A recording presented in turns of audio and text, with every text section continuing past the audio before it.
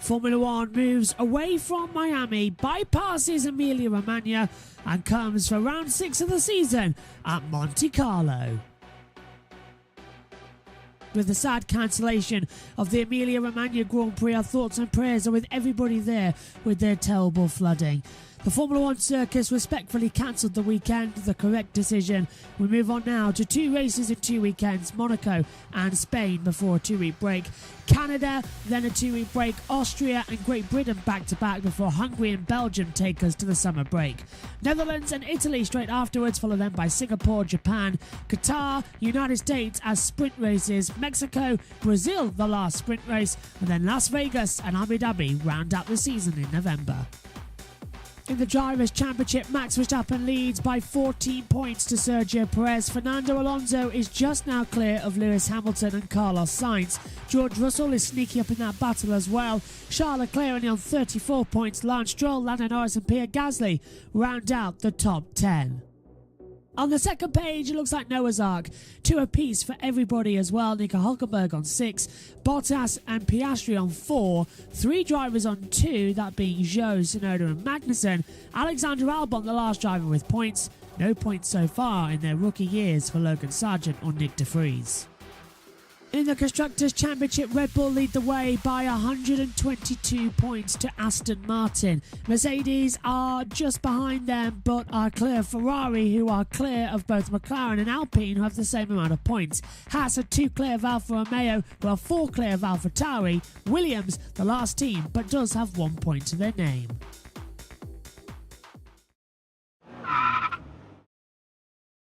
Let's take a look around the Circuit de Monaco, a 2.074 mile circuit, 19 turns in total, 41.29 metre elevation change and just 1 DRS zone.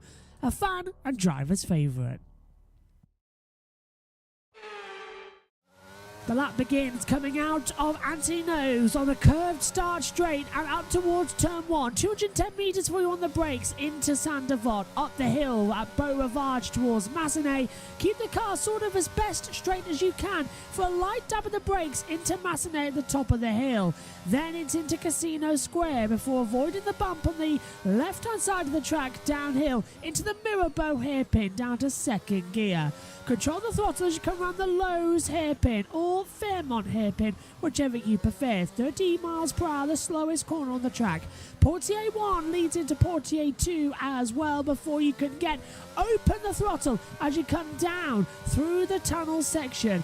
Keep the car in as you adjust to the sunlight bursting in your eyes. Downhill braking zone into the Nouvelle chicane. Flick through as tight as possible. Opportunity to overtake is here. Down towards Tabac as well. Don't hit the bar on the outside as you flick the car through. Then try and keep a straight line by touching the barriers to the swimming pool chicane. Braking hard then as well. Provide a interesting little end to the lap at Rascasse as well. A tight sort of hairpin after a straight. Anthony Noakes as well, the tightest corner on the track. Booted hard towards the line with the DRS open. Across the line, and that is a lap of Monte Carlo.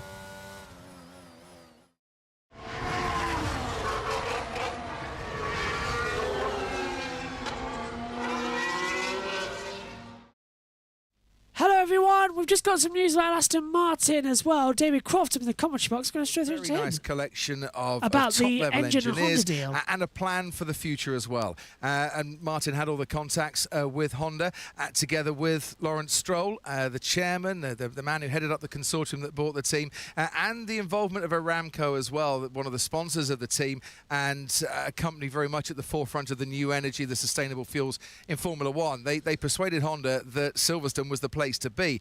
You don't necessarily need, and Fernando Alonso says this, a works engine deal to win championships, but it really helps. And it means that for the first time ever, this team will be able to design a chassis, design a car, knowing what their engine is going to be a long way in advance. They're not going to be customers anymore. That will make a huge, huge difference.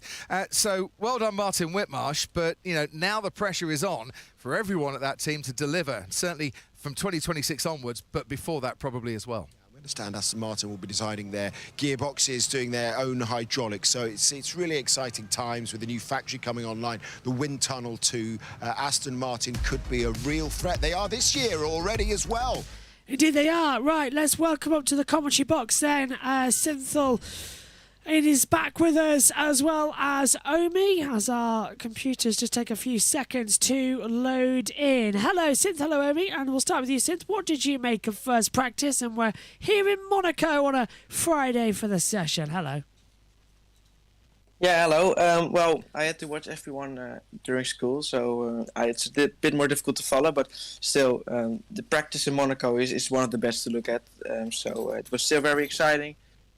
So close to the wall and well, very active, that's for sure. There was a lot of cars on track throughout the whole session, and one crash at the end, and I think we can expect a very interesting FP2 as well. Let's hope so.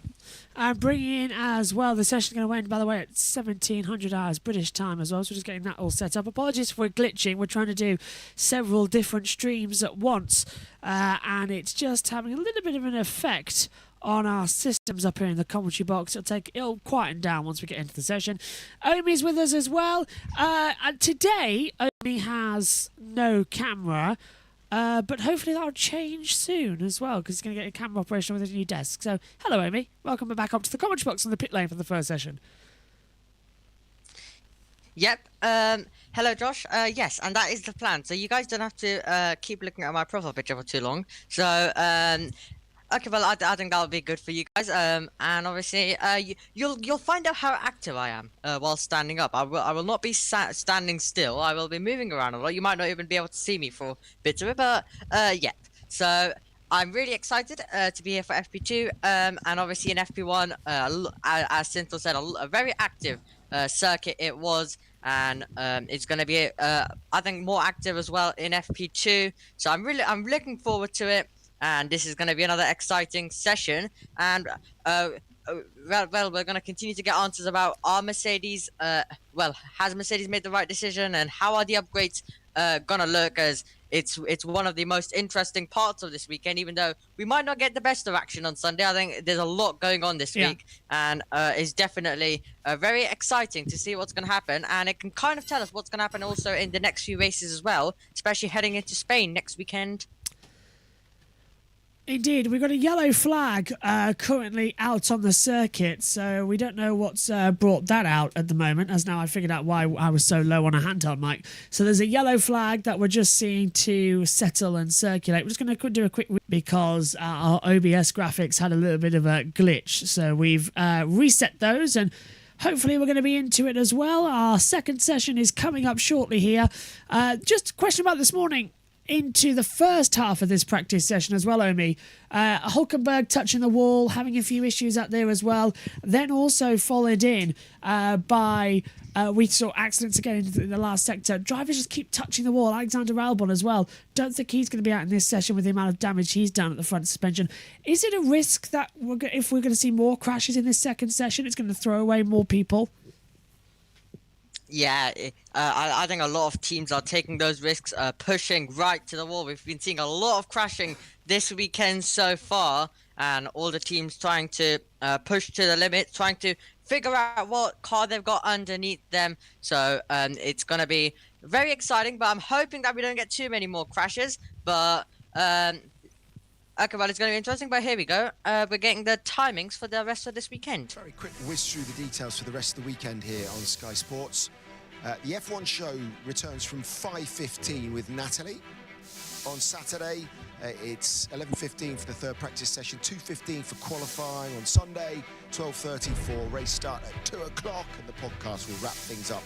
We'll look ahead to Spain from Tuesday. Let's head up to the commentary box. I join David Croft and Anthony Davidson.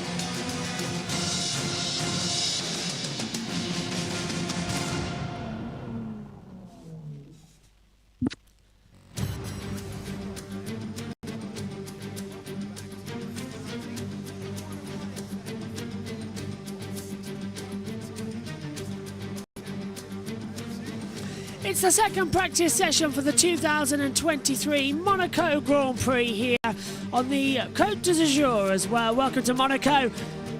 Round number 6 of the season after the cancellation of the Emilia-Romagna Grand Prix. The atmosphere is as bold here as ever.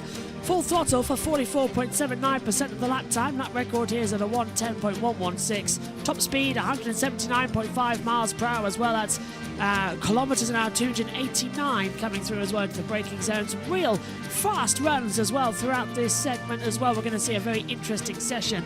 Tyre compounds here, well, it's C5 for soft, C4 for medium, C3 for hard compound tyres. Apologies for what I assume is a slightly laggy stream. We're just trying to double check as well because something is affecting our systems up here in the commentary box and it's keeping us behind. I think we might be okay just about, which is great news. Track temperature 45 degrees, air temperature 26 as well. Alongside me is Omi and Synth. And Synth, starting with you, we are back and it's all looking golden here as we get ready for free practice 2. Beautiful sight into the setting sun here on a late spring evening in Monaco. What a better way to drive around and do practice 2. Yeah, definitely. This is arguably the best circuit of the season. Many people find it's the best circuit. I guess, this is the best qualifying of the year. One of the few circuits where qualifying is more hyped up than the race because the race could be very boring around here because there's not a lot of overtaking, but qualifying is just beautiful to watch, and that's what we're preparing for now in these practice sessions. So I've just texted Megan, she's going to be on her way shortly as well. Let's just try and fix this problem with the lag as well. Hello, Omi. Getting ready, 2 minutes away from the end of the session. What are you looking forward to coming into this one then? Yeah, and always in practice, it's lovely to see the cars up close and around this racetrack. It's really wonderful to see a Friday, Saturday. It can get pretty boring on Sunday for the race, but qualifying, it's absolutely amazing around this circuit. And it probably usually does decide the grid. Well, it doesn't obviously decide the grid, but I was meant to say it decides obviously it kind of decides the results because you don't see much overtaking in the race. But it's gonna be very interesting, and as I said, always lovely to see practice around this historic racetrack. Watching the cars get close, and especially all the way through the lowest hairpin. It's always great to see there as we're just watching how Albon crashed as well at turn number 1 and through Sandoval. Just went in there very hot in the rear and then also the front, finding the wall, and Williams have had to get to work on that car. After that shunt, they'll be hoping that he can get out in the session, but Max Verstappen and Red Bull are going to be hoping that they have a better FP2 after a tiny bit of struggles in the opening part of the weekend. Fantastic. Now, I'm going to leave you at the start of the session with Sky Sports. Oh, no, Megan's here. Brilliant. Hello, Megan. Right, off you go. I've got to go now. That was smooth, putting the headphones on. Right. Start of the session. How fun.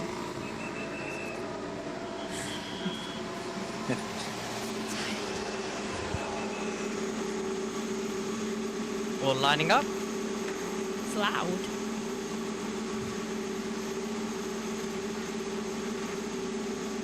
Ooh. Is it? Shit. Now, green light at the end of the pit lane.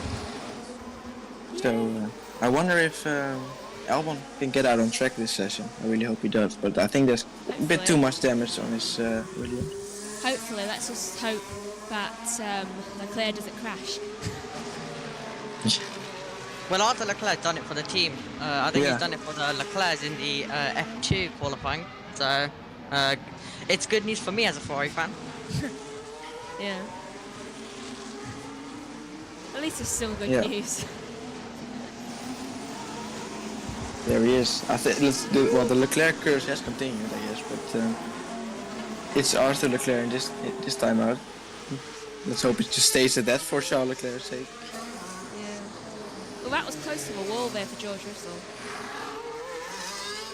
I think he needs to remember that there's a wall there.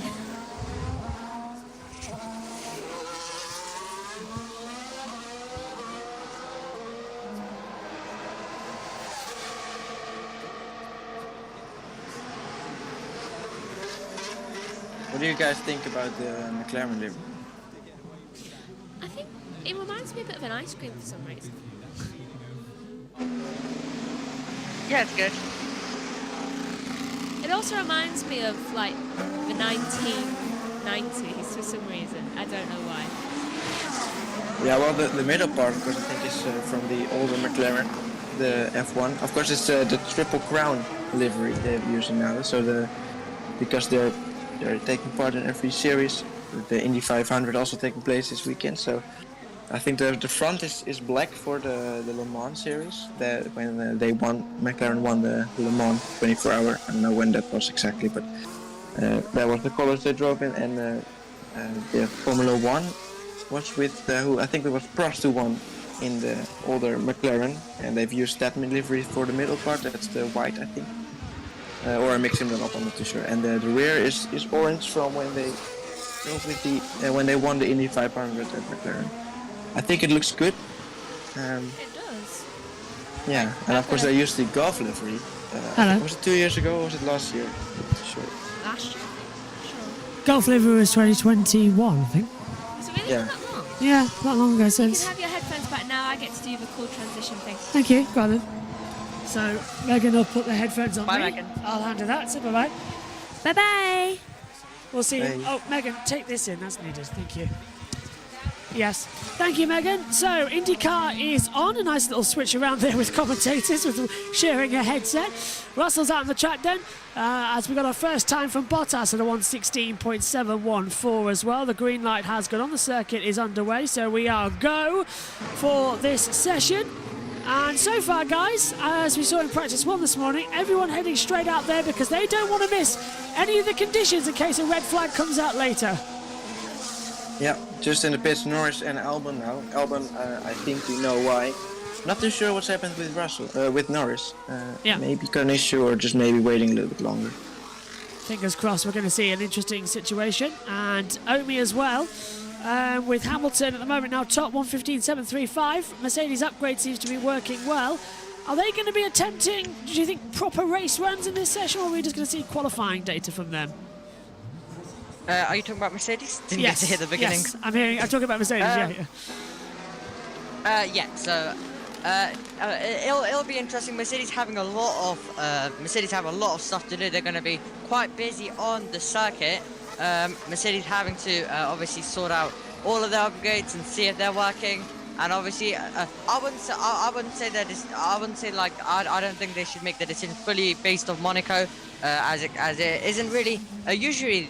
It's not really the best circuit to see, but I think we'll find out more at Spain. But I think there's a lot of teams who have a lot of work to do in the second part of practice, and a few of them struggled in FP1. But well, it's going to be interesting to see if they can get it right in FP2. Russell's jumped to Yeah, the top. I think they said it as well. Yeah. Sorry, I think they said it as well that they can't really take any. They can't really take any conclusions out of this weekend in Monaco with their new upgrades. So yeah, they're gonna have to wait for Spain to really see how the upgrades have worked out. Lewis Hamilton, of course, he has won the race 3 times, 2008, 2016 and 2019, but only taken pole here twice in 2015 and 2019. There was some orange smoke, I swear, behind Magnussen's car there as well as he was coming out the last couple of corners. We'll double check with that, but Sainz set the fastest first sector time as well, and Magnussen is coming out of Anthony Noakes close to the wall, and first lap time from him in racing speed in this session, it is 8th fastest, 1:16.372 as well. Martin Brundle is going to be trackside for this session, but down in the pits for us as well, it's Josh T. Hello, Josh. It's practice 2 ahead of us. Have you got any news as we've started? No news right now. Just that an all-day breakfast sandwich is very nice. 4 p.m. in the afternoon. But Alonso was purple sector 1. Now it's been taken, but I believe we're going down to the pits. Yep, with Ted. Of the wiring out of the way. I don't actually think it's an electronic issue at all. I think it's something mechanical within the suspension. You can see the two torsion bars are out at the bottom. One's green, the one on the left is green, and the one on the right is red, just so that they know which side they're doing. And because it's a pull rod front suspension, then all of those torsion bars are in the bottom of the front bulkhead rather than at the top, as if it would be a push rod. But yeah, so it looks like something in the front suspension isn't playing ball, and they can't get those two torsion bars, which we can see. I know this sounds obvious, but if you can see the torsion bars, they're not in the right place. They need to be buried within that front suspension. So, thank you, Ted. Yeah. 2 secs. Oh, that's not good for Sergio then. A lot of traffic with 2 cars in front of him. We've got Alonso 1:14.611 as the fastest time, but here comes Max Verstappen. So, do you believe that Aston Martin? Well, hang on 2 seconds. We're going to go into the Nouveau chicane with Martin Brundle. Down here, actually seeing how the drivers use the furniture, the curb, to turn the car. If you look at the inside rear tyre, it's in the air. The car jacked is like a 3-wheeler. The right front goes over the curb, not for the Alpine, it missed it completely there, but it's on a slow lap. And the AlphaTauri there, the right front goes over the curb, it jacks the car. The back then slides because one wheel is in the air, positions the car beautifully for the exit so they can get the car as straight as possible, as early as possible, and get better traction. The McLaren was struggling for traction when it came through here early doors. And there you see the Haas quite clearly. He didn't get the braking right up there and abandoned early on. He couldn't do that a few years ago. He'd have a terrible accident. They call it the Nouvelle chicane. It's not very nouvelle at all. 1986 it was created to give it more of a turn as we watch the Ferrari there. And everything is doing a hop and a skip.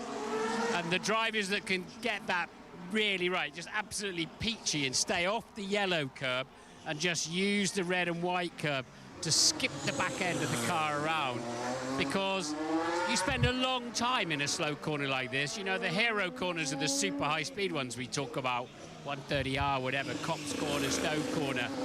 But relatively speaking, you spend a lot longer in a slow corner. There's more to be gained, more to be lost. Now the Williams there, powered on early and the car pushed towards the barrier. As we see, that was George Russell going straight through the chicane. I mean, you don't know where to look next for action down here, and I feel I can really sort of almost get in amongst them, to be honest. And the Aston Martin really kicks its rear axle up in the air to get through this corner, and then they accelerate gloriously, pulling on the seamless shift gearboxes. The Aston looks really good through here. As they head down towards Tabak Corner in the distance, it looks like you're just going straight towards a barrier, which to all intents and purposes you are, and then you flick it through quickly towards the swimming pool. But the drivers working hard here. The cars, I would say, performing generally quite well. Both Ferraris going to, and we know how fast they are around here. So interesting to watch car and driver working with curb and grip and traction to make the most of what is a tricky little section. Back to you. Thank you, Martin. Well, that really is, I think, the best circuit view of the entire year, as Hamilton does a 1:13.984, which is 1,000th of a second faster than Verstappen's time, and a 1:13.985. But I think, guys, that is honestly the best view you're ever going to have of Formula One cars at the exit Nouveau chicane, especially so. Go on, Naomi, because there's no barrier. Ooh, Sainz nearly hit Leclerc. Leclerc blocking Sainz. That's coming into the exit swimming pool, right on the racing line. Sainz on a push lap and nearly runs right into the back of his teammate. Unbelievable. What do you make of that? I'll throw it to anyone. Synth. Yeah. Synth, you can take it. Yeah, well, it's Monaco, of course. It's just a bit sad it happened to teammates. I mean, you should be extra cautious with that. But I mean, as driver, you can't blame the driver in these situations, because it really is up to the engineer to talk them through it, to let them know where the drivers are behind him and when they got to get out of the way. Even with that, it's so difficult. He's going to pass over to Sky quickly. There's a problem on IndyCar. Lewis, but it's close, and I think, like you say, when Verstappen laid down that time that was 6.5 tenths faster than anyone else, my heart did sink a little bit, because I thought, they were always going to turn that car around after a tricky FP1, and here we go. But there's still time yet, and the rest of the field have quickly closed in on that margin that Max was able to find. This is great, though. Yeah, there's the onboard shot that we saw with Oscar Piastri. Really good. Oscar Piastri, I was going to say, it's his first F1 in Monaco. He's finished twice here in F2 before. He knows this street circuit, but things are coming at him a lot faster in an F1 car, which, by the way, with the green Flovis paint on, looked like an old Force India earlier today. It does look a bit like that. Yeah, I'm not a fan of the Triple Crown livery. I love the sentiments behind its McLaren. I just don't think the colour scheme really works. Not for me. He's lost half a second compared to Verstappen, and he's got traffic ahead of him. There's traffic everywhere you look. And speaking of where he looks, you can see every time he looks to the right-hand side, that wheel brow gets in the way, and the wing mirror as well, all that furniture around the front right wheel. It limits the view so much that it ends up feeling like, when you're in these cars today, you're in a sort of like tunnel vision moment, and I think that's what makes it even more tricky in many ways. The cars are bigger and heavier, wider than ever before, and then you've got that visibility issue on top of it. Fernando Alonso, so close. I presume Alonso nearly hit the wall there as I run back from one box to the other. Yeah. Timing screen it's wasn't very close working. between Verstappen and Alonso now. Also good news that Norris is out on track. Ah, brilliant. So it's just Albon we've got to worry about now, as he's not out there just yet. Let's watch it. There's Hamilton. Coming towards us is Gasly. Flying through. I don't know what's happened with the audio today. Josh, Yes, go on, Josh. look at how close Perez and Tsunoda are. Oh! 2000s.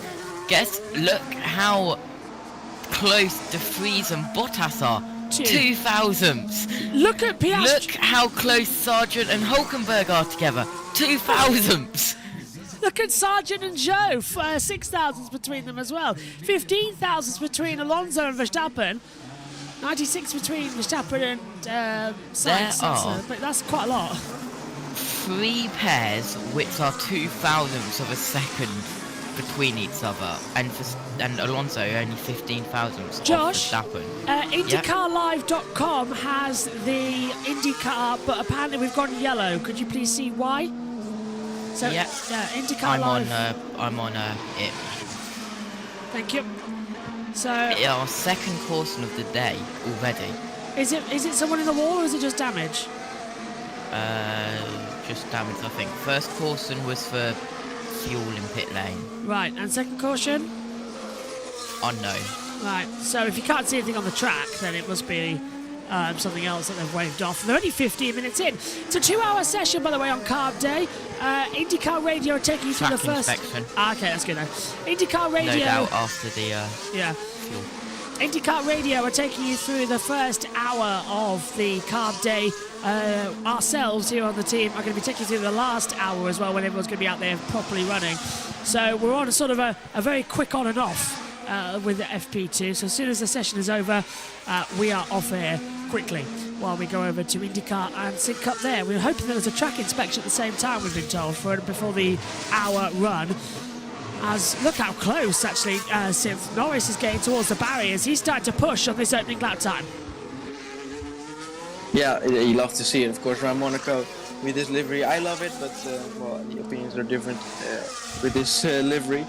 As he comes to the line where he can get himself, he stays in 19th, right? His first lap, of course. Piastri going quicker than his teammate for now, but yeah, it was only his first run, of course, from Lando, so that's not too big of a surprise. But yeah, you can clearly see him immediately pushing. This is what happened to Perez, going through the Noble chicane, locking up a little bit and going straight on. You don't want to jump over that yellow sausage, so he rightfully backed out of it.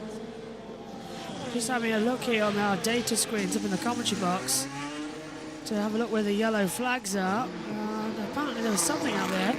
But I think our timing delayed systems that we use up here needs a bit of a refresh, so I'll hit that button. As cars come out on the track, that is a Red Bull, presumably of Verstappen. Perez. As Perez, thank you. Just hearing Yeah, more. Sainz is second as well. Just hearing more information in my ears about what we're going to have expected for us in the next few. And he had a green light. There's Hülkenberg in towards turn number 1 at Sainte Devote. I'm still looking forward to it. Oh, no, of course they are. Okay, well, we're prepared for that.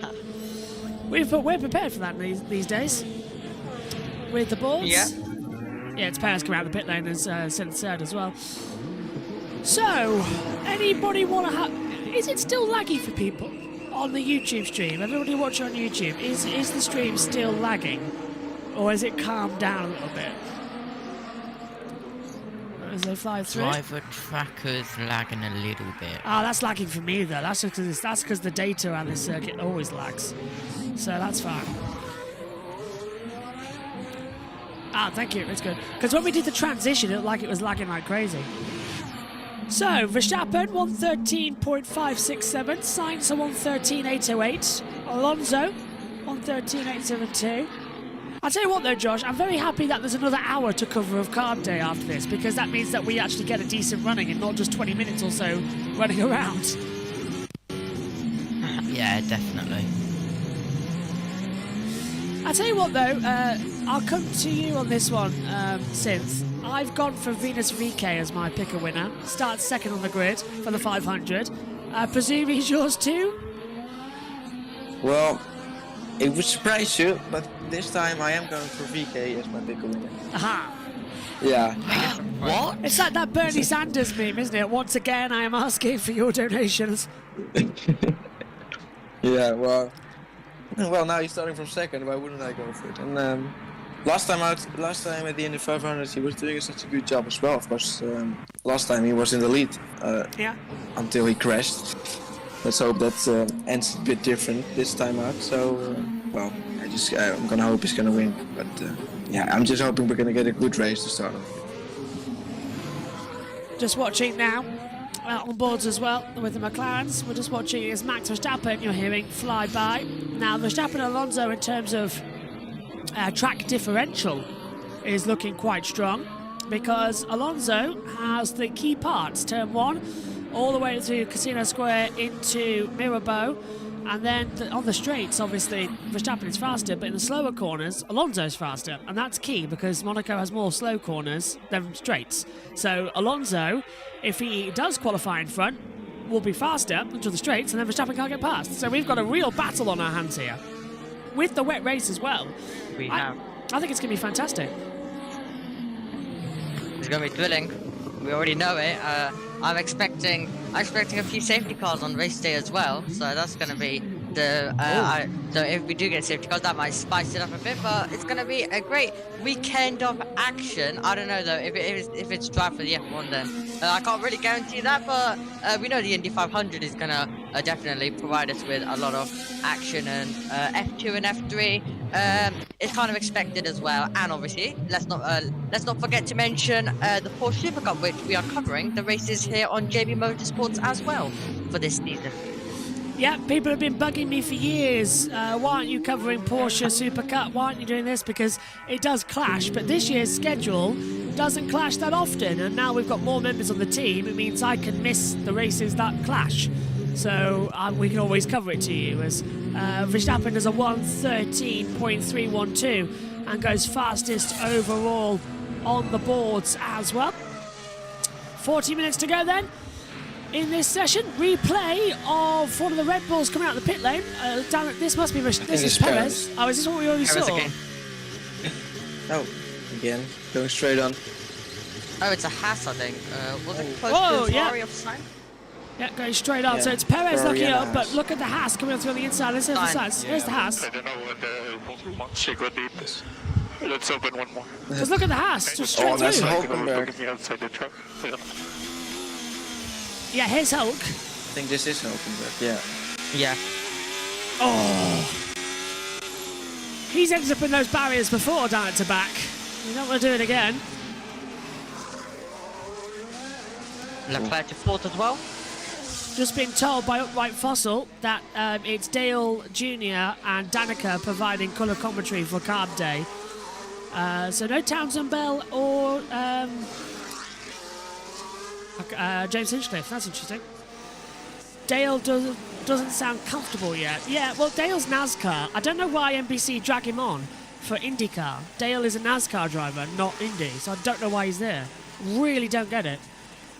He's got experience at the Brickyard 400, but that's in a NASCAR. He's got no experience in an IndyCar at this circuit, so it feels weird. That's a new little graphic. George Russell's full name getting displayed on the timing tower there.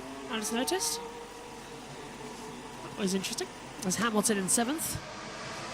There's Alonso on an outlap on the medium compound. Have done it in the first place, but even if it was the right thing. Well, no, if it was the wrong thing, it was the wrong thing. You shouldn't have started it in the first place. Yeah, it was the wrong thing to do, but it was the right thing. He was trying to do the right thing. The right thing to do, but the wrong execution. But then it was altogether the wrong thing. You shouldn't have done it. Yeah, but the intent was right. Oh, I see. Ah, the intent. There you go. That's the word I was looking for. That explains it. Right, we have a Fernando Alonso and we have a Lance Stroll out on brand new soft tyres. There you go. You can see them towards the end of their out lap. So let's have a look at this as the lap unfolds. I'm assuming it's on lowish fuel. I suppose it could be a high fuel, but we'll find out quickly. But yeah, they've got some good intentions for a quick lap here. Just a quick one. Valtteri Bottas has gone out as well with his new Pac-Man inspired helmet. If you haven't seen it, go on his social media channels. It's quite the design. Okay, we'll keep an eye. I'm also going quick. Purple sectors, purple mini sectors. Yeah, 18.999, isn't it, Omi, as well? So looking quite strong there. Yeah, Stroll also now pushing on. We're going to see what his first sector time is looking like. But Alonso just making his way through Portier. And also Stroll just almost a tenth down as well through the first part of the lap. But Fernando Alonso just making his way through now towards Tarak now, and then you're making your way all the way through the swimming pool section. We've seen quite a few crashes before, but Alonso over 4 tenths up now as well through the second sector. He gets close to the wall as expected now, making his way all the way through the Rascas, loving these camera angles being obviously provided by Formula One, not Tele Monte Carlo. Alonso getting close to the wall once again, now making his way towards the line. And here we go over the line and goes over 5 tenths clear of Verstappen on the soft compound of tyres. Stroll also now making his way through as well now through the Rascas. It's a 1:12.786 for Fernando Alonso, fastest time of the weekend so far. His teammate Lance Stroll might just put it up there as he comes across the line. Can he throw the Aston Martin in the mix? Third, he can. 1:13.642. They've been done on the soft compound tyres. Watch out for De Vries, Bottas, Zhou and Sargent too. They are on soft compounds out there on the track. And this is Lando Norris. He's gonna hit it. Oh, just got over there. Close. Does he hit the other barrier though? I think he did. The exit. I think it's the exit we're looking at out of the Nivelle chicane. It would have been close. Oh, that is... I think he brushed it. That's a I think he just got away with it. You can't take any more out of that corner for Lando. Also, it's a very hot day here in the UK at the moment as well. I think currently, it is. yeah. And guess which genius decided to soundproof the commentary box? It's 18 degrees as we go to the back. It's roasting in here. To back. That's where Martin crashed. With this barrier on the inside. It's nobody's touched it yet. It's a corner where you have to be careful on the way in, as I found out when I was driving the Benetton here. It's one of those where you can be looking into this apex and just veer slightly right and touch the barrier. But so far, the accuracy of the drivers has been exemplary through here. And then when they're on a hot lap, like Alonso just was, that you were talking, oh my goodness, do they get on the power hard and early? Just 2 downshifts, so you rock up at about 150 miles an hour. Minimum speed just here is 100 miles an hour. They're throttling on just as they go past me. This is a zebra crossing you wouldn't want to take your chances on today. But the commitment, the speed, the accuracy, the sheer brilliance of a Formula One car and these drivers through what is this tiny ribbon of tarmac is just absolutely extraordinary and impressive. You can tell by the misfire on the Williams there, that's a fuel cut. That's they're not really on it, but a really super place to sort of, you can feel the air but it's being shoveled away by the front wing, sort of blows you back a little bit as they come through. George Russell then, oh, absolutely on it through the exit. Back to you, Crofty. Yeah, we're seeing them coming through that section now, and that is Alonso having complaints about Joe. Ahead. Yeah, well, Russell means that you can. So, yeah. Are we allowed to overtake people off track or what? Negative, you're not, as you know. Yeah, but it's a practice session. You do what you like. Yeah, sorry I said Joe. I'm looking down at another monitor which is showing Zoe's lap on a replay.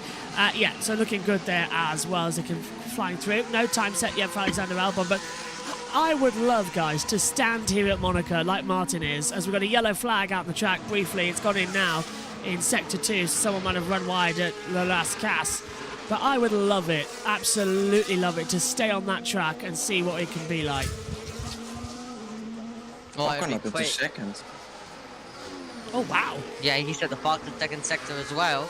And Russell also slotted into second at the time. Now he's obviously down to third. But Lewis Hamilton in the Mercedes also now going for it as well on the soft compound tyres. As he now just makes his way towards the Nobel chicane. And you carry a lot of speed down. It's very easy, as we saw with Perez earlier on, to just brake a tiny bit too late and go straight on. And then very, very quick through the swimming pool section. And you're millimeters away from also the barriers here. And you're is very, very close. So you're obviously maximising your time. Hamilton trying to get on the power. Just a bit of a twitch from the rear end. Alonso going fastest of all once again to the second part of the lap after a yellow first sector. But Hamilton is behind his teammate. He's into fourth. But Alonso, as I said, has the fastest second sector. See, that makes his way to the final corner and he knows. Here we go then. He's got a bad last sector and he has got traffic in front of him. Can Alonso improve on a 1:12.786 up towards the line in the Aston Martin? Answer no. He's 88 thousandths off, but that still would have put him P1. He's got 3 tenths to Esteban Ocon. He's in second position. Fernando Alonso is a man on a mission here, and you do not want to get in his way. So let's talk a little bit then about what we're going to see here this weekend in Monaco. Wet race is possible once again with some rain predicted on Sunday. So since coming with you, are we actually going to get a race? Would you prefer a wet race or a dry race at Monaco? Because I think either way we're in for an interesting one. Well, for the race, I would definitely prefer a wet race. But obviously, the race has to go ahead. Then, not that it's going to be cancelled due to the rain. But yeah, I think for the race, definitely rain. But for qualifying, I think in Monaco, in a dry, it's just magical. I don't want any rain in qualifying. But yeah, for the race, I think it would give just a bit more excitement. And it would just be even more on the edge of the seat. Just every lap, they would get so close to the wall. And I think it's just... well, either way, it's going to be exciting. But I think the dry could give some more overtakes like we've seen last year. Well, we haven't seen last year because of the TV directors. But last year there were quite some overtakes during the rain. Oh. So, well... Sainz might get a penalty, or at least a warning, because the lights were on to make sure you avoid the pit exit line, and he drove straight across it trying to get a fast lap time. You're not allowed to do that this year, so you've got to keep left, so there might be a penalty coming his way. But Sainz does go top at 1:12.569 with 30 minutes to go at this second practice session for the Monaco Grand Prix. And the Red Bull mechanics working on Max Verstappen's car. Just taking the aero intake out. Now we catch up with one of the Ferraris, and this is going to be Charles Leclerc coming into the Nivelle chicane. He's 13th at the moment, 1.2 off of Sainz, and Stroll goes into 4th on a 1:13.185 as well. Best lap time out there at the moment. And at the moment, Verstappen has stayed on the mediums, but everyone else, Verstappen has stayed on mediums, Norris has stayed on the hards. Hulkenberg stayed on mediums. Everybody else has switched over now to the soft tyres, as well as Robert Schwartzman watched on. No times for Albon yet. He's lost half of this session then since. And with that crash in that first session, he could lose an awful lot more time now. And he might not be out for the entirety of FP2, like Josh T said. Yeah, I'm afraid he will be out for the whole session, which is very bad news. So very little time lost for Albon. As we see Leclerc now, of course, taking the wider line because of the pit entry exit line. So yeah, that's what Sainz had to do as well. But yeah, very important for Albon. Verstappen, by the way, I think he's on his outlook on the softs now. We haven't heard him complain anything anymore on the radio. Of course, F1 was a different story, so that's good news for Verstappen and Red Bull. Omi, coming to you as well, Ferrari, let's talk about them. Charles Leclerc, home circuit here. He hasn't had the best of luck. He's failed to reach the flag in 3 of his 4 appearances. He took pole in 21 but couldn't start, and took pole in 22 but lost out. Is this now just a cursed track for him? Yeah, well, Arthur Leclerc took one for the team in F2 quali, I think, but I'm really getting scared now, because Charles Leclerc, there's a bit of traffic there as well on the inside, but Charles Leclerc really pushing the car right out to the walls here, and he gets really close as well, right at the end of the lap, but now as he comes over the line, he's been really on it. Let's see, he goes into third, but really going fast, really dancing the car right up to the edge of the circuit, as Gasly also goes into 4th place, but attempting to be the first driver to take 3 consecutive pole positions, a Monaco pole, since Ayrton Senna took 4 in a row from 1988 to 1991. So can Charles Leclerc do it? It's going to be very interesting to see. But Alonso and so many other drivers are going to be there. Are Mercedes in the mix? Will Red Bull be able to get it together as we now join Verstappen, also sliding it to Sandoval, and now up the hill as well. Nicely done at the exit. Good. No, that rear of the car was being complained about all in the first session as well. So Verstappen looks off the pace. That shouldn't be happening in IndyCar, Josh. What's happened, Josh? Marcus Ericsson's side pod was flapping. Oh. A bit of a side pod came loose and was flapping. And also, for people wanting to watch the final practice coverage, it's on Sky Sports F1 from 9 PM, straight after the live pit stop competition on Sky F1. Yeah, I don't think we're covering the pit stop competition, because how would we cover it? There's no timings for that, I don't think. Although, we don't know. What was it 7 till 9? 7:30 to 9, so we could. Oh, we could. It'll just be us, though, chatting. Oh, it could be a nice little preview, I suppose. That's fine, yeah. I'm Seems happy right. to jump on. Oh, actually, yeah, could do. Oh, okay. We'll get that sorted. There might be something on, like, on the NTT IndyCar app or something, which we can put on via the iPad or iPhone. So let's see. Let's do it. Yeah, okay. It's only 90 minutes. I'm not going to talk that much about NBC as well. Get Tweet Deck up. No doubt they'll have times on NBC. That's true. I can nick them as well. Yeah. Let's get those sorted. Perez across the line, 14th to 5th, 112.991. Okay, so I've got another show coming up later on tonight. The pit stop as well. The pit stop challenge for all the IndyCar teams. Let's go down to the Piscine chicane, where we're going to see Martin Brundle. They come through here when they're on a hot lap, about 150. And I have to say, when Charles Leclerc came through here on his hot lap, a bad word passed over my lips, because oh my goodness me. So Lewis Hamilton having to get out of the way quickly there. For I think it was an AlphaTauri. It was so fast I couldn't even see which car it was. But some of them are jockeying oversteer through here. Like the Ferrari. You just saw the Ferrari. A little twist at the back as he came through here. He had to correct a slide in the middle of that chicane. It's completely unsighted when you turn in from a driver's perspective. And they just carry so much speed and confidence. The cars are hitting the ground. There's a yellow patch there from the plank underneath the car as they jump over the curb. So they sort of straight line the curb when they can get away with it. But the cars are absolutely not as bolted down as I thought they would be. And the drivers just keep pressing on. It's unbelievable. Look at the Aston Martin coming through there.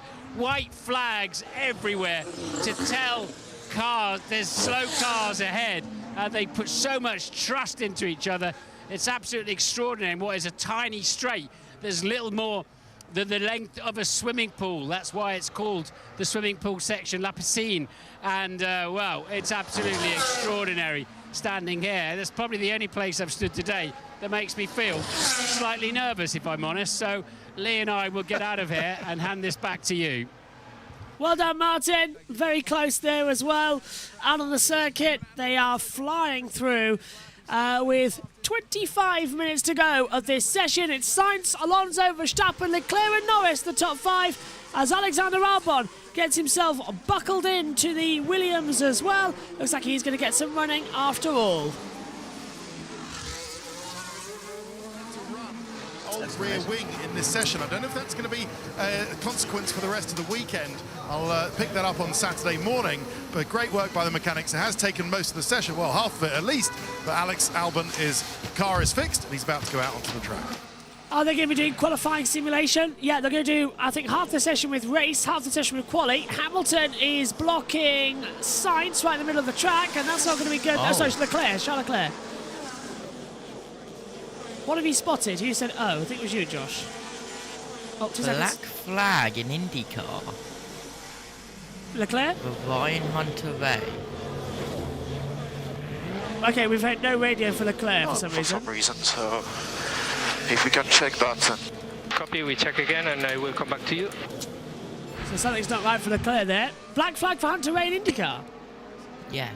That's unusual. I can't see the pictures you see, so Josh is actually helping me out here because I can't log in yet for another 23 minutes until we take over. Shall I get my Not Josh T account, or will that mess things up? That would mess things up, yeah. Okay. You might need to get that ready though and set up for anyone else in the commentary box, because we'll be on different pictures. Yeah, so for the final hour. Okay. Yeah, that's what I was waiting for, the Sky for an ad break. That's why I was...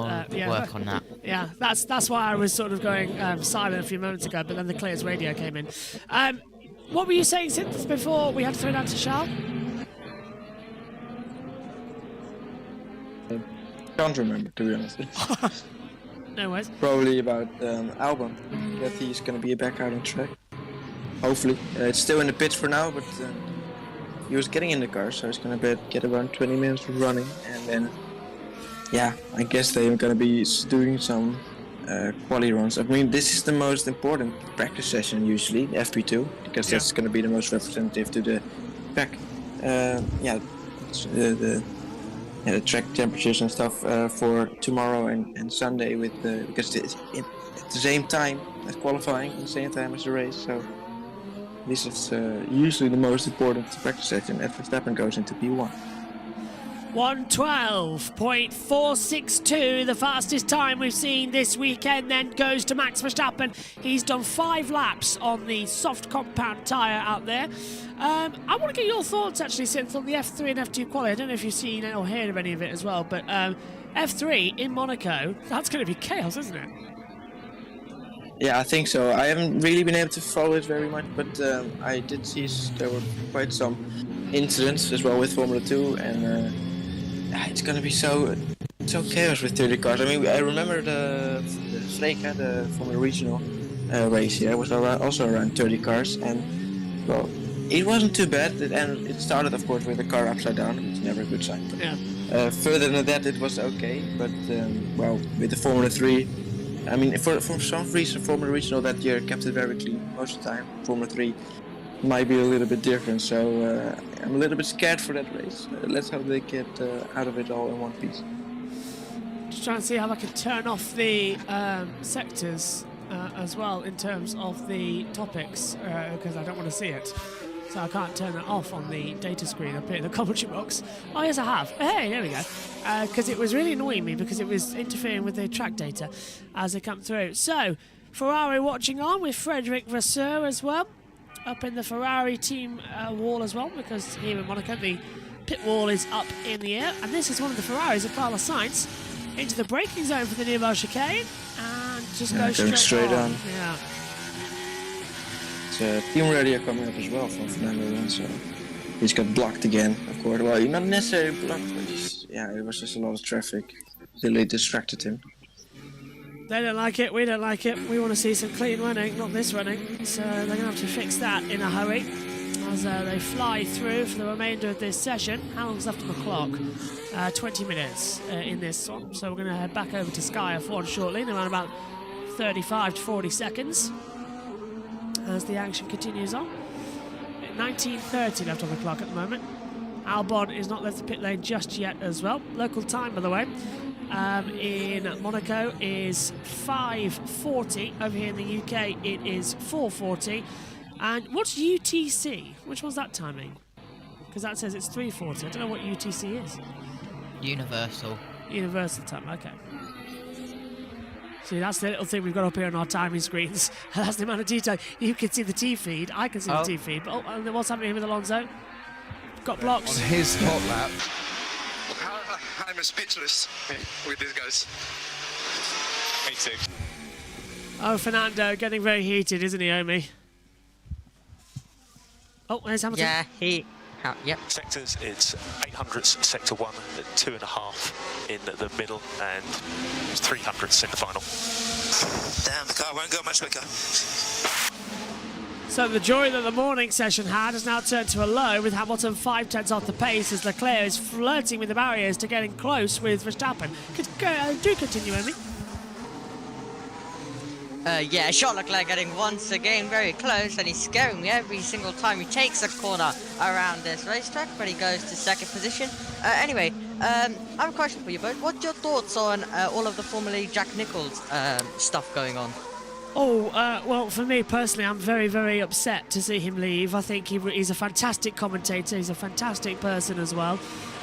He's been at the birth of the sport in 2014. He's only missed a handful of races when they clashed with other series as well. And Formula E is Jack Nicholls. Jack Nicholls is Formula E. The broadcasting all revolves around him. And I'm very upset to see that it looks like it's a Formula E decision for him to step away. And I'm very much delighted that we still get to hear Jack on the BBC F1 radio calls as well, as I always enjoy tuning into them after the sessions that we cover and listening to what the team has to say.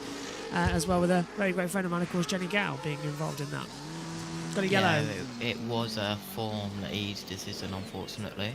Yellow, double yellow, sector 16. I think we've got a stopper. What's this? Sonata.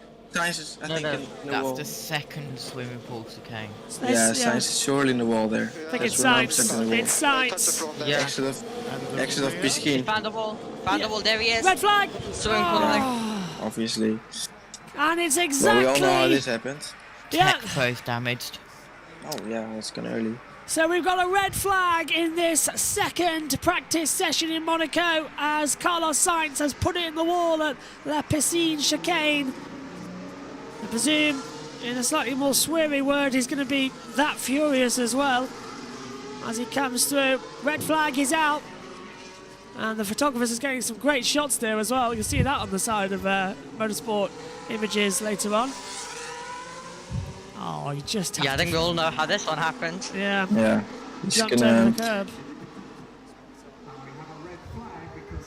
Well, I'll tell He's you what, probably already yeah. hit the wall on the entry of the chicane. Can't any lock If up not, he now. just locked up. Here it is. Let's see. And I think we already know what's gonna be coming. Is he gonna hit the wall? Yeah, he is. And straight over the curb into the wall. And typical what we usually see around this circuit when someone just hits the wall. And we're gonna be able to see that just a little hit against the wall, and a big consequence because into the barriers for him in this FP2 session. Max Verstappen, Charles Leclerc, everybody's ended up in that wall over the years. Yeah. Oh. Look how close Happened it is. twice, of course, here. Yeah. Broken the toe link immediately. Look at that. That's the retardation of energy. It snapped the carbon suspension in half on the push rod down there. That is unbelievable. There you go. He's a bit of a passenger after that. Yeah, crash, sorry. You okay? Yeah, all good. No worries. Sorry for that. Well, Omi's like 2 seconds ahead of me. I don't know how he's done that. Yeah, it is. Yeah, same. Omi, are you with Sky or Virgin Media? I am with Sky, but we shouldn't be having this issue for too long because soon I'll be watching from the Discord, won't I? From my desk. That is true. Yeah, that's true. I was going to say, 2 seconds ahead. Right, red flag then, with 15 minutes to go. It's just the time that I leave the box and go start doing some IndyCar. Although, 15 minutes to go. I don't think we're going to have another ad break, are we? As Joe Bauer watches on. We're not going to have another ad break, are we, Josh? We've had it, haven't we? I am not going to say anything because if I say no and there is an ad break, I'll get the blame. Hang on. Crofty? The Williams pit wall, shouldn't we? James Vowles, the James team Vowles. principal, is there ready to talk to us. First and foremost, James, what a great effort from the crew to get Alex Albon back on track. What a bad moment for the red flag to come out. He looked like he was just about to go and do some fast times. Yeah, you summed it up well. We never actually got out on track there, but the car's ready now downstairs to go. So as soon as it goes green, we'll be out there, hopefully at the front of the queue. But really impressive job. I mean, just to summarise, gearbox changed off the back, rear suspension change, front suspension change, front wing, rear wing. So a big job. Just a bit. Anthony was just talking about the mental scars when you have a crash, like Carlos Sainz has just done, like Alex did at Saint-Devote. Do you see that from your drivers? I know you work closely with both drivers and their mental approach to a session, to a race weekend. So Anthony's right. These sort of accidents do cause you to question a little bit what happened and how do you correct for it in the future. But I think they're quite different, and I'll explain what I mean by that. In Alex's case, we can understand completely why it happened, and it's easy to correct for going forward in the future. If you can compartmentalize it and understand what the root cause was, it helps you recover from it. You're still on the back foot because fundamentally Alex has lost nearly 45 minutes of running that everyone else has, and this track is all about running. Carlos's will be a little bit more tricky because it's hard to correct for that. It's a very common error, clipping the barrier on the inside, and it's hard to know how you step back from that as you go into FP3. So just to confirm, James, it was driver error, or was that a car issue that put him off in turn one? It's just, all it was just literally, I think it was 2 kilometers an hour more, just modulating the braking speed. That's what it was, so driver error. Which you think wouldn't make any difference, but sadly in that case did. What are the challenges for you this weekend, not just in the way you work here, but the way your car is set up? Does Monaco suit it, or would you prefer a few longer straight lines? I mean, there's no doubt about it. The more straight lines there are, the better this car sort of comes into its own. That said, I think what you saw in the first practice session is, again, there's 5 teams all fighting for those sort of last 2 positions to the points. The top 4 teams are sort of in a world of their own, but the bottom 5 are there or thereabouts with each other. And Alex, again, putting in that time that would have put him at about 10 to 11 to 12, just depends on how it would have shook out. And part of the reason behind that is definitely last year the car struggled here. I think we've made some good improvements. We've got a good aero package on the car in the form of rear wing that not everyone is necessarily optimised towards. So I think it's Monaco, and here a driver really can make those extra few milliseconds. So let's see. I think we have a good opportunity. Absolutely. James, great to have you with us this weekend. We'll speak to you again tomorrow, if that's okay. And Green light goes on. And I'm also now got the IndyCar final practice on my iPad as well, with 1 hour 12 minutes to go. I'm just taking a look at that. IndyCarLive.com, remember, showing all of the practice sessions and qualifying sessions live this season, which is incredibly helpful for me and Josh up in the commentary box. Josh, I'm at 1 hour 11, 43, 42, 41, 40. What are you on? Ready? Yeah. 1:11, 20, 19, How? 18. How? How? Well, you see that fast forward 10 seconds button at the bottom? Well, that's a little bit like the 2 times playback speed on YouTube, but it's IndyCar Live. Okay, you'll have to teach me that ready for when we go on with it, when I get the MacBook back as well. So because we'll be on different screens for that one, so you'll have to get me that sorted. But I'm very much looking forward to this session being over and getting back to Indy, because it looks absolutely fantastic at the moment. An update from Indianapolis, by the way. Sato is the fastest from Dixon, Power, Palou, Canapino, Grosjean, Newgarden, Kirkwood, Kanaan, Daly, the top 10. Harvey, O'Ward, Ericsson, Cash Evers and Hunter Ray, the top 15 at the moment. Most laps run, Hertz has done 39, Rosenquist 36 and VK 35. So that's an update from Indianapolis on Carb Day. You will automatically be redirected to that stream when we end here as well. And after that, a few moments later, myself, Josh and whoever's staying around for that will be in the commentary box with you for that final hour. 10 minutes to go though of this session. As we fly through, we're watching right now Alexander Albon holding up Max Verstappen as he comes in towards the back, and Williams in front. holding up a Red Bull as they fly through the swimming pool chicane into the piscine, as well as we heard from Martin Brundle earlier, and then into the last cast as well. Dinner at Tabac, drinks at Rascasse, and part your nose at Anthony's car. Hey, part your car at Anthony's nose as well as it goes through. Cross the line. There's our new start camera angle for the lights going out on Sunday. Going to look forward to that. That's why I hope it's a dry race. I want to get a proper start. I've waited 20 years for that angle to come back. As they come through. Albon's on a push lap then. First lap synth on soft compound tyres. Any data I'm sure you can learn here is going to be useful for qualifying simulations. Yeah, absolutely. And for him, we hope it's not going to be another red flag. I see here noise. Okay, Lando, need to abort. Please minimise full throttle. Yeah, Oh. full throttle. Oh. More Well. stuff wrong for Lando. He can't catch a break, can he? Yeah. We already joined this practice session a little bit later as well, not as late as Albon, of course, but he had to wait a little bit longer in the pit lane, and now he's got more issues, so I think that's the end for him in this practice session. Let's see what Albon can do now. From 20th, he's losing a lot of time over Verstappen. He's going to stay in 20th, I'm afraid. Yeah, continue to push out there on the circuit. I've just added in the IndyCar redirect as well at the end of this. Means we get a full hour, not just half an hour to talk about the Indy 500. As they fly in. Albon then, 1:15.334 since. Is the data screen okay for you? Is it not? Is it glitching for anyone else? My camera. Is it alright? Albon out the pit lane. Something fell off the back. Oh. Some carbon Well. fibre? Oh. What was that? Good start. Looking at the back. Looking at the back Just- there. Yeah. There it is. No idea. That's a weird one. So, Just a little update on grid penalties for the support series, Josh. Go on. Saucy, 3-place grid penalty for failing to slow under yellow flags. And Boyer, 3-place grid penalty for impeding. Sounds good. Brad says, how are you doing IndyCar and F1 at the same time? I'm not doing IndyCar at the moment. I'll be Physics. I'll be picking IndyCar up at an hour, but right now the IndyCar Radio Network is taking you through the session. And which one? If you're referring to who's the IndyCar commentator on IndyCar, that is the Radio Network.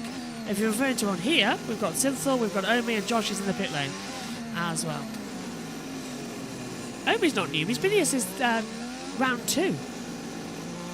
And Simple's been here for Years.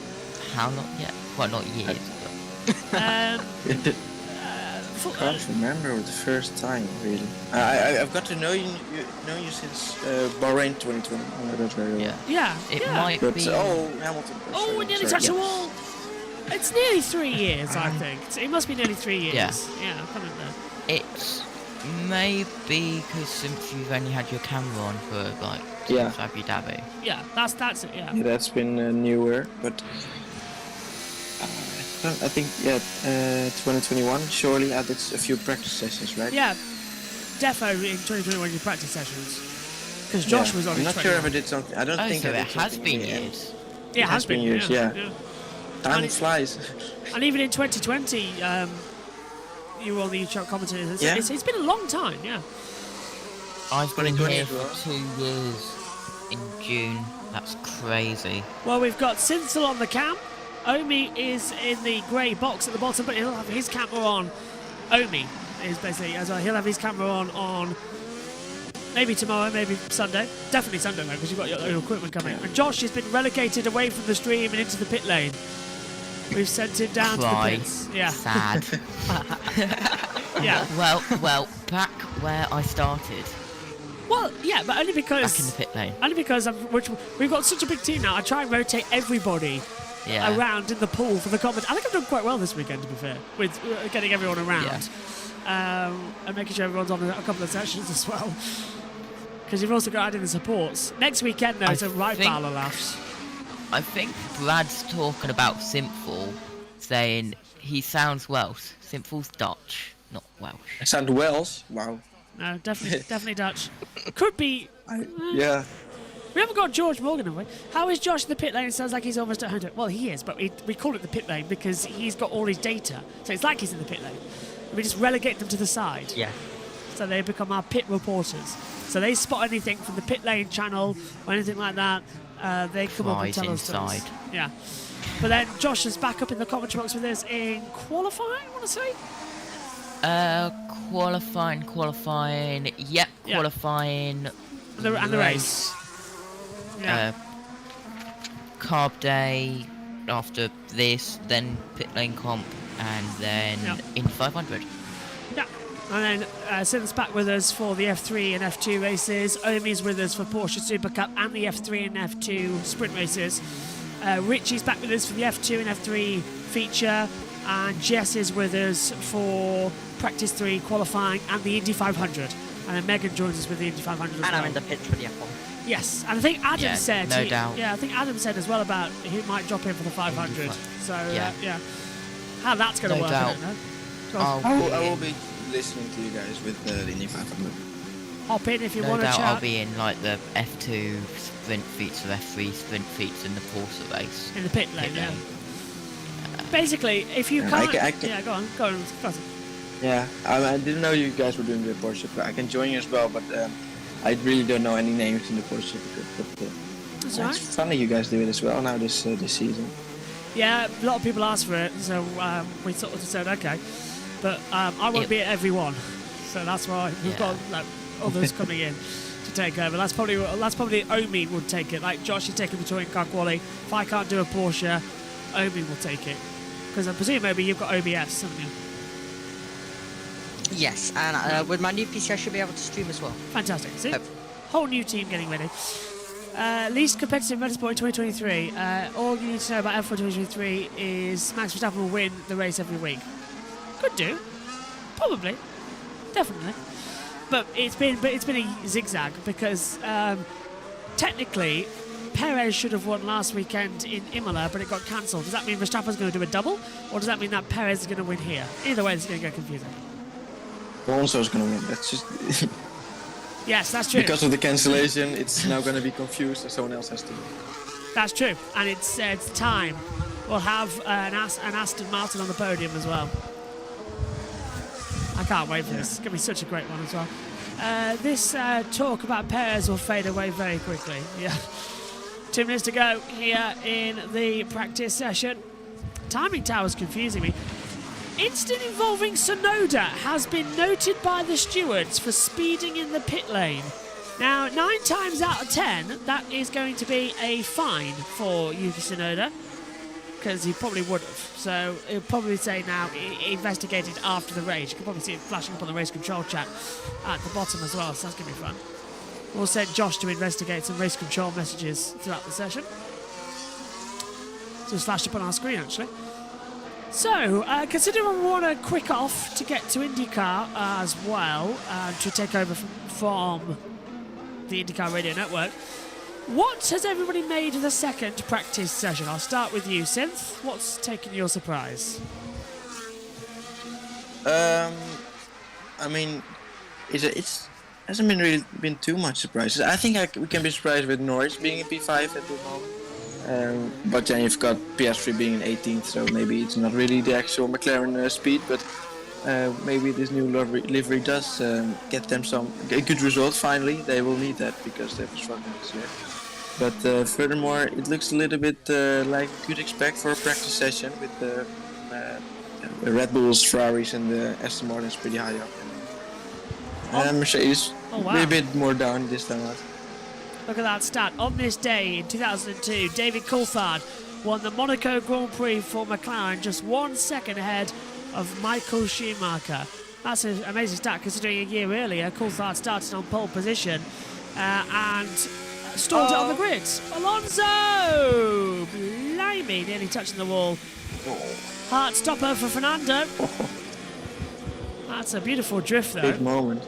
Somehow it still managed to get to the apex instead of having to go straight on. Yeah. Checker flag is out, but look at that, as I said. Oh, look at that, the session hasn't actually ticked over. This entire time it's been saying practice 1. Did nobody on the YouTube stream want to correct me on that? It's been an hour. It's been saying practice 1 the entire hour. Josh, your YouTube stream saying practice 1, not 2. Did nobody? Oh, incident involving Tsunoda will be investigated after the session for speeding in the pit lane. You must have been away from the mic because I've just said all that. Yes, I was away from the mic. Also, yeah. I was downstairs. All right. Yeah. Okay. I'm surprised that nobody on the YouTube chat told me that that was wrong. And for the entire hour, it's been saying practice 1 instead of practice 2. I apologise. This has been practice 2 as well. But at least when we went down to the pit lane, it said practice 2. So at least that's not wrong. It's the first practice 2 of the weekend. Double yellow, sector 17. Double yellow, sector 17. I believe it's Alexander Albon. No. That's turn 18. Hang on a minute. We've got a virtual safety car. I believe this could be a test. No one has got an incident. Yeah, I believe this is a test of the virtual safety car procedure because we didn't have it in practice 1 earlier. So I think that is the standings. So VSC deployed, we're getting told, as it comes out after the checker flag. Okay, well, we've got a rush because of it. So Omi, what's your thoughts on the session? We've heard from Synthol. What's yours? Yeah, Red Bull looking a tiny bit better. Still a lot of work to do in FP3 tomorrow. Ferrari also up there, Aston Martin up there. We can't really say about McLaren. Mercedes, it does look like they might. It does look like their hopes might have gone a tiny bit more back after doing well in FP1 for Hamilton at least. But we'll find out more tomorrow. So I'll be excited. I'll be very excited to see how qualifying is going to go, and the best qualifying of the year. It's going to be exciting, and I'm really looking forward to it. I'll be in the pit lane tomorrow, so I'm looking forward to that as well. Josh, down in the pits, what have you made of everything? Good, quite a clean practice session, other than the Carlos Sainz crash at the second of the swimming pool chicanes, and a lot of people, and as well as Richie on Twitter saying, who else immediately thought it was Charles Leclerc in the barriers? Well, I looked. Definitely me, as they go round. Practice starts for on the practice starts. Yeah. Of course, no practice starts in P1. I know I said we'll go off here quick, but I just want to take a look at the starts with the camera angle we're going to have the starts at, because I've waited since 2001 to get this angle back. It's been a long time, so indulge me on this as we see Perez outside the grid box now as well. Ready to get going. Cut back to the angle I want to see. Cut back to the angle I want to see. Cut back to the angle I want. There we go! Look at that! That's our new start angle, and you can actually see everybody on the grid and who makes the best getaway. Oh, since 2001 I've wanted that back, and now we've got it. Okay, here's the results then. From practice number 2, it's Max Verstappen, the fastest on a 1:12.462. Charles Leclerc is second, 1:12.527, then Sainz third, with Alonso 4th, Norris is 5th, Hamilton 6th, Perez 7th, Bottas 8th, Gasly 9th, Ocon rounds out the top 10. Stroll is 11th, Russell 12th, Zhou 13th, Magnussen 14th, Hulkenberg is 15th, then it's 16th for Tsunoda, 17th to Vries, 18th Piastri, 19th Albon, and 20th place for Sargent. Well, my thanks to Synthol, my thanks to Omi, my thanks to Josh. What have you noticed, Josh? They've gone yellow. Why have they done that? And there's someone, it's Catherine Legg, who's got a wheel nut that has fallen off the back of her car. So Catherine Legg's wheel nut has fallen off the car, and that is the reason for this latest yellow flag in IndyCar, which gives us time to get things sorted. But it's not a crash. Catherine Legg just had a wheel nut fall off her car. She just came out the pit lane. My thanks to Synthol, my thanks to Josh, my thanks to Omi. We'll see you tomorrow for Monaco. Bye-bye for now. Bye.